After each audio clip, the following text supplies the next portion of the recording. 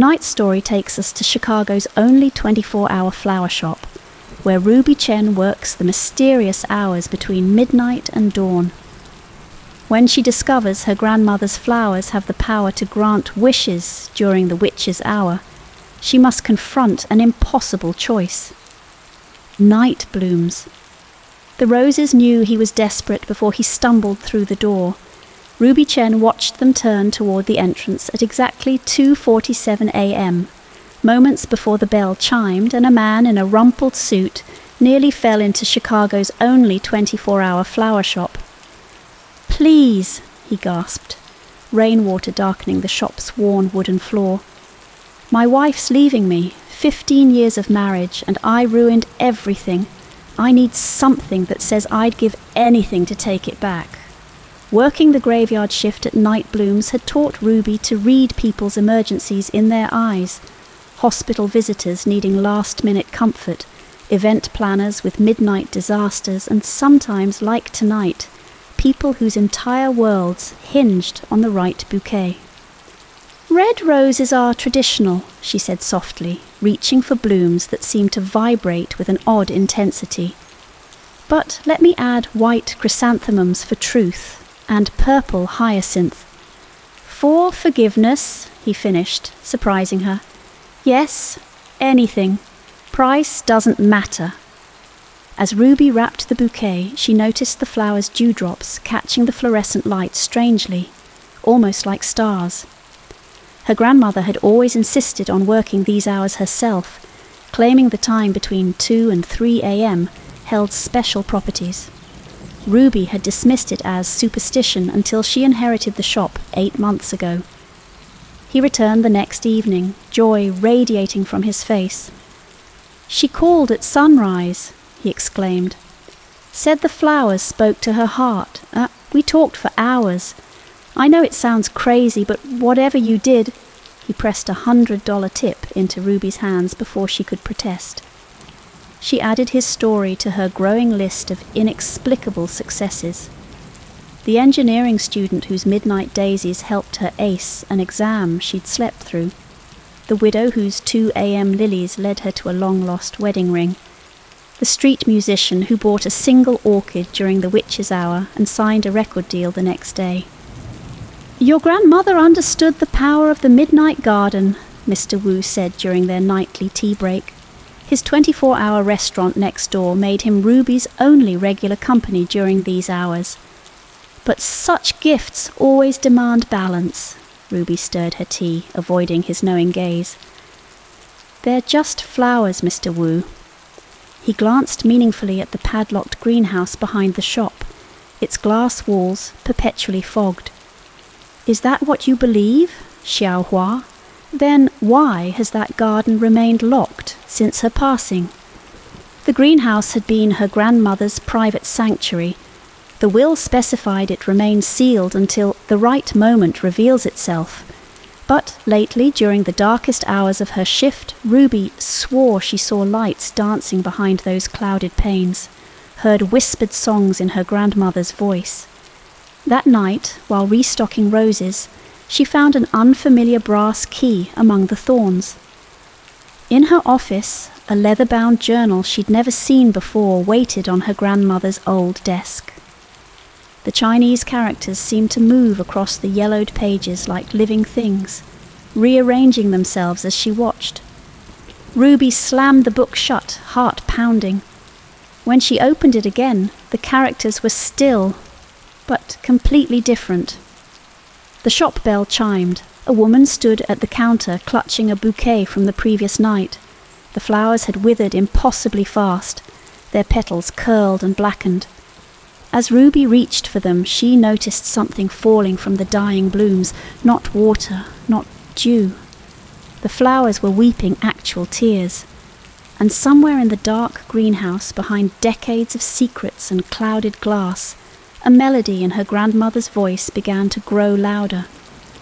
Ruby started keeping detailed records after the crying flowers. Her grandmother had taught her to be methodical, and something told her she'd need evidence of what was happening during these strange hours between midnight and dawn. 2:13 a.m. Roses turn black when touched, return to red by sunrise. 12:47 a.m. All white flowers glow briefly, Fang M. Whispers from greenhouse grow louder. You're beginning to see it now, Mr. Wu said, appearing silently beside her shelf of orchids. He moved through the shop like a ghost during these hours, as familiar with its shadows as she was. Your grandmother kept similar notes. What do you know about this? Ruby demanded, but his eyes drifted to the greenhouse instead. The night your grandmother arrived in Chicago, she carried only 2 things, a jade hairpin and a single seed. That seed became her garden. He touched a nearby lily, his weathered fingers trembling. Some gardens grow between worlds, Xiao Hua. Some flowers bloom in the space between what is and what could be. The journal's moving characters finally resolved themselves into readable text that weekend. Behind them, Ruby found pressed flowers that shouldn't exist, blooms in colours that defied description, petals that hummed when touched. Tucked between the pages were maps marked with other gardens, other shops, all long gone now, and lists, so many lists. June 15th, 1975, white roses to Mrs. Lin, daughter recovered from fever. June 16th, 1975, Mrs. Chen's daughter falls ill unexpectedly. April 3rd, 1982, yellow chrysanthemums to Mr. Park, wins lottery. April 4th, 1982, Park's neighbour loses life savings. Balance, Mr. Wu had said. Ruby's hands shook as she tracked her own recent sales. The husband whose marriage she saved, his brother's wife filed for divorce the next day. The widow's found ring, her neighbour lost a family heirloom. The musician's record deal, another singer lost her voice permanently. The garden demands equilibrium, Mr. Wu explained over midnight tea. Joy cannot be created, only transferred. Your grandmother learned this at great cost. Ruby found the photo album hidden behind a loose brick in the greenhouse wall. Her grandmother looked impossibly young, standing in a garden that shimmered like a mirage. The plants around her defied description, flowers that seemed to be made of light, trees that faded into mist. At her feet, a single ordinary rose bloomed. The whispers from the greenhouse grew more insistent each night. Customers reported strange occurrences, bouquets that rearranged themselves while they slept, flowers that followed their movements across rooms, petals that chimed like tiny bells. Then one night, a woman rushed in at 2:47 a.m., clutching a sleeping child. "Please," she begged, her eyes wild with desperation. "The doctors say there's nothing more they can do. But I heard your flowers can work miracles." Ruby saw her own mother in the woman's face, remembered her grandmother's grief when no magical bloom could prevent that loss. The lists made sense now. Every miracle had its price. Every life saved meant another had to. "I'll pay anything," the mother whispered. Ruby looked at the child, then at the greenhouse where impossible flowers bloomed between worlds. Through its clouded glass, she saw shadows moving, heard her grandmother's voice growing stronger. The journal's final entry caught her eye. "The garden offers what we desire most, but desire blinds us to its true cost. Choose wisely, my little flower. Some prices are too high, even for miracles." Her grandmother's jade hairpin sat heavy in Ruby's pocket. Outside, the night pressed against the windows like a living thing, waiting for her decision. The child coughed in her sleep, and somewhere in the city, another child slept peacefully, unknowing that their fate hung in the balance of what Ruby would choose to do next. Behind her, the greenhouse door creaked open on its own. The greenhouse key turned at exactly 2:47 a.m. Behind her, the desperate mother cradled her sleeping child. Before her, decades of fog cleared to reveal what her grandmother had hidden all these years. The door opened onto impossibility. A garden stretched endlessly in all directions.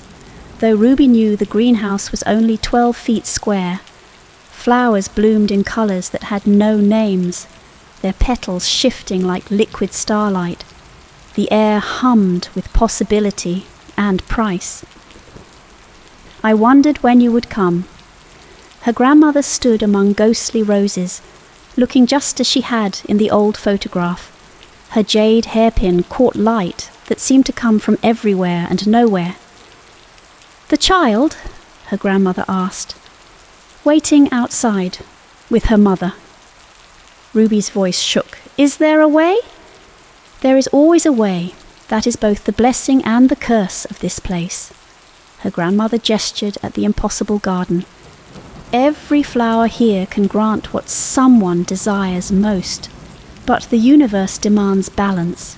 Joy cannot be created or destroyed, only transferred." "Like energy," Ruby whispered, understanding at last. "I've been its keeper since I found it, ensuring the exchanges remain fair. One person's miracle becomes another's tragedy. But someone must tend the garden, maintain the balance." Her grandmother's form flickered like a candle flame. "I'm tired, Ruby, so tired." The choice hung in the air between them. Take her grandmother's place as keeper, seal the garden forever, or... Ruby thought of all the lists, all the exchanged fates.